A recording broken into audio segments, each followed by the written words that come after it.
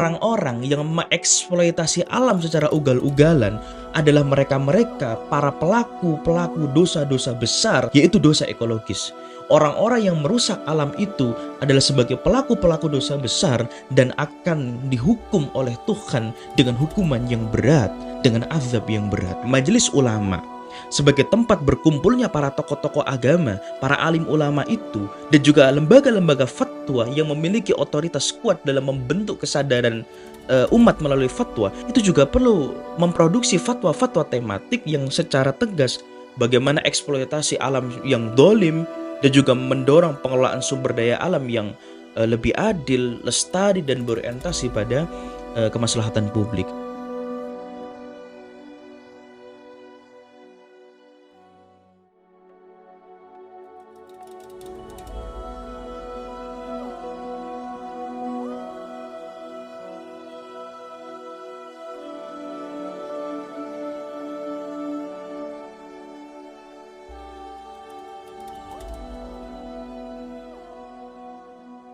Kerusakan ekologis yang terjadi yang menyebabkan bencana alam di Sumatera belakangan ini, entah itu banjir, tanah longsor, dan sebagainya, saya kira itu bukan sekedar problem lingkungan saja. Tapi bagi kita sebagai orang-orang yang beragama, ini menunjukkan gambaran akan adanya krisis epistemik dalam keberagamaan kita, khususnya dalam diskursus fikih yang membahas tentang hukum-hukum realitas. Kita menyaksikan bahwa hari ini, fikih itu cenderung terfragmentasi dalam ruang-ruang privat saja. Hanya sekedar membahas persoalan-persoalan amaliyah ubudiyah semata. Sehingga ketika kita menyaksikan di medsos perdebatan-perdebatan keagamaan, selama ini itu memang hanya berkaitan dengan persoalan-persoalan fikih ibadah atau amaliyah-amaliyah saja. Orang Wahabi mendebat orang NU mendebat orang Wahabi, dan juga beberapa kelompok-kelompok keagamaan lainnya, yang perdebatan-perdebatan itu hanya berkaitan dengan persoalan sholat, persoalan puasa, dan amaliyah-amaliyah keagamaan lainnya. Tapi kita belum menyaksikan atau bahkan tidak menyaksikan secara masif perdebatan-perdebatan keagamaan yang mengarah pada diskusi atau perdebatan persoalan bagaimana kita sebagai orang beragama merespon kerusakan-kerusakan lingkungan yang terjadi yang mengakibatkan bencana alam yang merugikan banyak orang, yang mana kerusakan-kerusakan alam itu terjadi bukan dengan sendirinya, tapi karena ulah tangan manusia-manusia yang mengeksploitasi alam secara ugal-ugalan sampai kemudian membuat alam itu rusak dan menghukum manusia dengan bencana-bencana yang terjadi. Nah, dengan hal tersebut, maka menjadi wajar kalau sebagian kelompok mengatakan bahwa umat Islam hari ini stuck, tidak produktif, dan mengalami ketertinggalan yang luar biasa. Karena secara fakta kita saksikan, kita mendapati bahwa agama itu seakan tidak mampu merespon hal-hal yang terjadi yang menjadi persoalan-persoalan manusia modern saat ini. Memang sebetulnya yang salah bukan agamanya, tapi yang salah adalah para pelaku keagamaan yang hanya menyempitkan persoalan-persoalan keagamaan pada hal-hal seputar ubudiyah atau amaliyah-amaliyah saja. Penyempitan pembahasan keagamaan hanya berkaitan pada persoalan amaliyah atau ubudiyah-ubudiyah semata, itu menjadikan agama hari ini seakan gagal untuk merespon kerusakan alam sebagai persoalan moral ataupun persoalan kemanusiaan.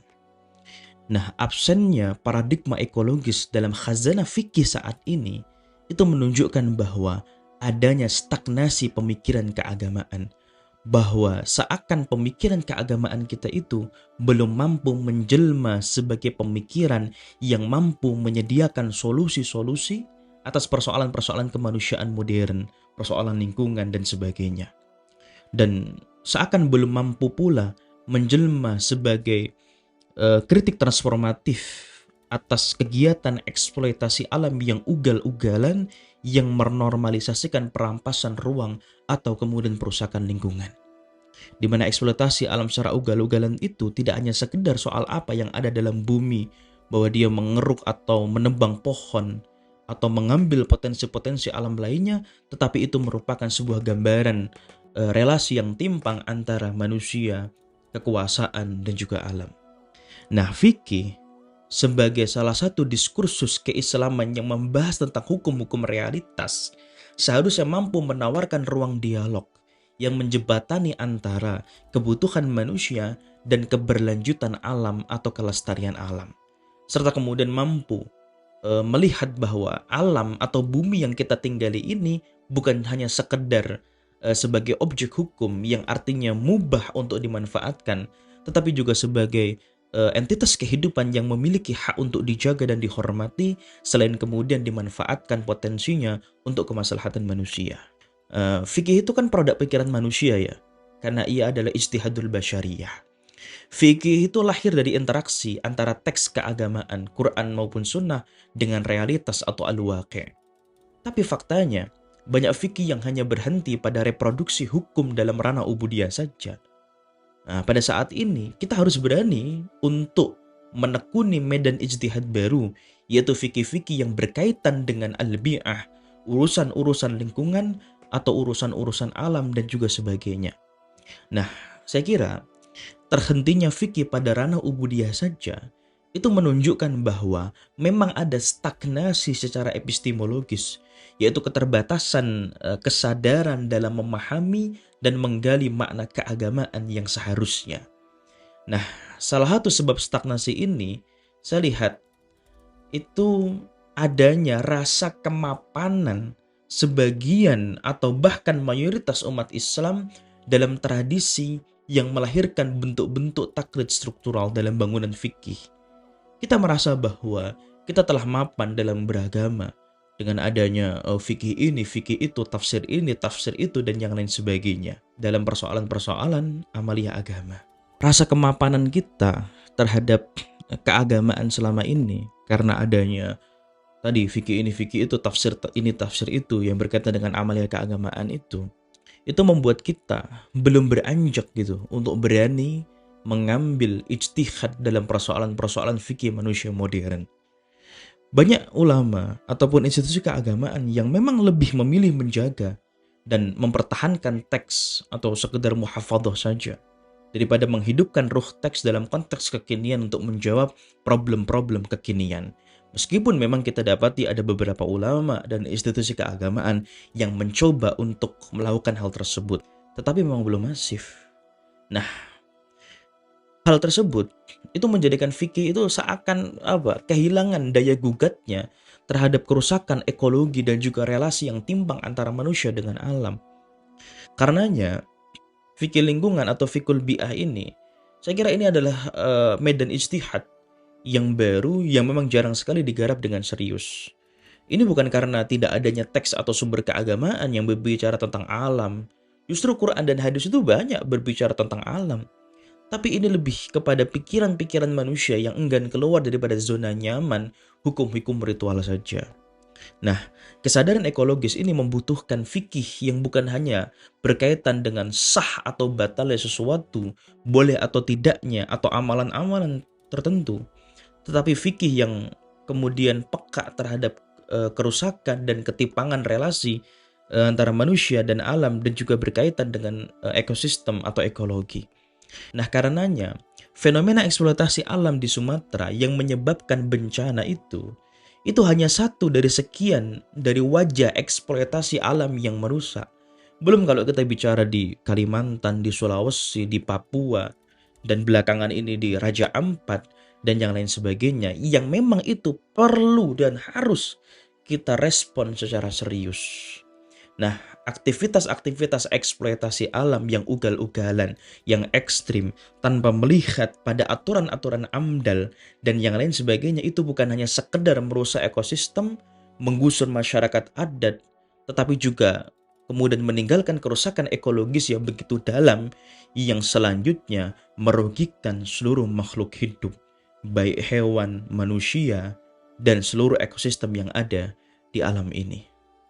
Sehingga saya beranggapan bahwa eksploitasi itu bukan sekedar pemanfaatan sumber daya alam, tetapi saya kira itu adalah sebagai satu bentuk kemaksiatan ekologis atau dosa ekologis yang di dalamnya syarat dengan kepentingan elit, kekuasaan, kepentingan-kepentingan tertentu, dan pengkhianatan terhadap amanat yang diberikan Tuhan kepada makhluknya. Karenanya, perlu bagi kita untuk kemudian menggaungkan bahwa orang-orang yang mengeksploitasi alam secara ugal-ugalan, mereka merusak alam tanpa mengikuti aturan atau undang-undang AMDAL itu adalah mereka-mereka para pelaku-pelaku dosa-dosa besar, yaitu dosa ekologis. Nah ini harus kemudian kita gaungkan pula. Jadi jangan hanya kita menganggap bahwa dosa besar itu adalah sekedar zina, mabuk, dan yang lain sebagainya. Tidak. Tapi kita harus kemudian mampu berani menghukumi. Kita harus kemudian lancang bersuara untuk menghukumi bahwa orang-orang yang merusak alam itu adalah sebagai pelaku-pelaku dosa besar dan akan dihukum oleh Tuhan dengan hukuman yang berat, dengan azab yang berat. Nah, krisis ekologis yang ditimbulkan oleh eksploitasi sumber daya alam tadi, yang ugal-ugalan itu, tentu ini menuntut respon yang serius dari kita gitu loh, sebagai orang-orang yang beragama. Tidak hanya cukup sekedar kita mengutuk kerusakannya, mengutuk dan memaki-maki di media sosial. Yang kita butuhkan hari ini adalah langkah-langkah yang transformatif, yang sistematis gitu loh. Yang berakar pada nilai-nilai keagamaan itu sendiri, karena kita adalah orang-orang yang beragama. Nah, fikih ini selama ini hanya berkutat pada persoalan-persoalan ibadah individual saja.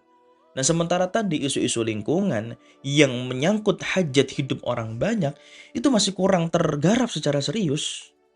Nah, karenanya oke lah, sudah saatnya kita kemudian kesampingkan dulu perdebatan-perdebatan fikih yang berkaitan dengan amalia-amalia itu. Udah kesampingkan sajalah. Orang NU, orang Wahabi, orang Muhammadiyah, orang apapun. Udah, perdebatan soal amalia tar dulu.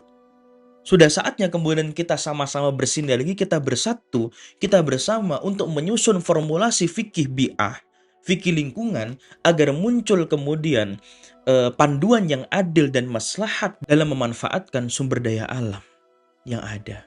Nah, selain kita bersinergi untuk membentuk formulasi tentang pengelolaan sumber daya alam yang maslahat, yang satu sisi mengakomodir kebutuhan manusia, di sisi lain tetap menjaga kelestarian alam.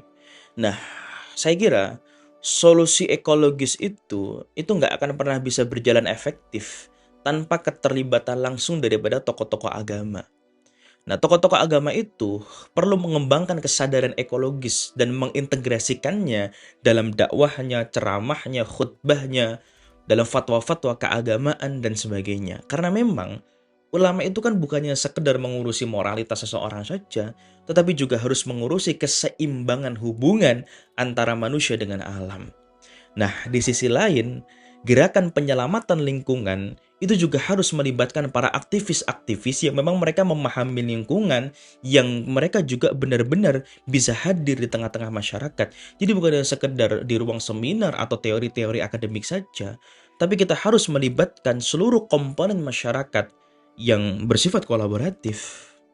Nah, kita sebagai seorang muslim tentu kita juga membutuhkan para aktivis-aktivis ekologis yang bukan hanya sekedar paham teori-teori tentang fikul bi'ah saja, tetapi juga mampu turun ke lapangan mendampingi para petani yang tanahnya dirampas, masyarakat adat yang hutannya digunduli, nelayan yang lautnya dicemari, dan yang lain sebagainya. Nah, majelis ulama sebagai tempat berkumpulnya para tokoh-tokoh agama, para alim ulama itu, dan juga lembaga-lembaga fatwa yang memiliki otoritas kuat dalam membentuk kesadaran umat melalui fatwa, itu juga perlu memproduksi fatwa-fatwa tematik yang secara tegas mengatur soal bagaimana memanfaatkan lingkungan atau mengeksploitasi alam, yang kemudian mereka juga harus mengecam secara tegas bagaimana eksploitasi alam yang dolim, dan juga mendorong pengelolaan sumber daya alam yang lebih adil, lestari, dan berorientasi pada kemaslahatan publik. Nah, karenanya membaca krisis ekologis dalam kacamata syariat itu memang menuntut keberanian untuk merekonstruksi fikih dan juga memperoleh cakupan ijtihad. Nah, tapi tentu bahwa solusi tidak bisa berhenti pada ruang-ruang wacana saja, tapi dia harus menjadi gerakan sosial, gerakan moral, gerakan kesadaran. Nah, para ulama, para aktivis, lembaga fatwa, masyarakat, dan unsur-unsur lainnya itu adalah pilar utama dalam transformasi ini. Mereka harus bersinergi untuk menghidupkan syariat, menghidupkan nilai-nilai keagamaan yang pro terhadap keberlangsungan dan juga kelestarian lingkungan hidup. Nah, saya kira demikian. Sudah saatnya kita bersama-sama bersinergi untuk kemudian merumuskan wacana-wacana keagamaan, produk-produk fikih yang membahas tentang regulasi bagaimana manusia memanfaatkan alam tanpa kemudian merusak alam itu, yang kemudian bisa mengakomodir pula kebutuhan-kebutuhan manusia. Sudahlah, saatnya kita tinggalin lah perdebatan-perdebatan amaliyah yang sudah berlangsung ratusan sekian abad tahun lamanya itu.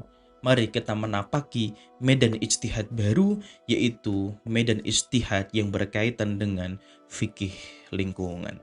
Wallahu a'lam bishawab.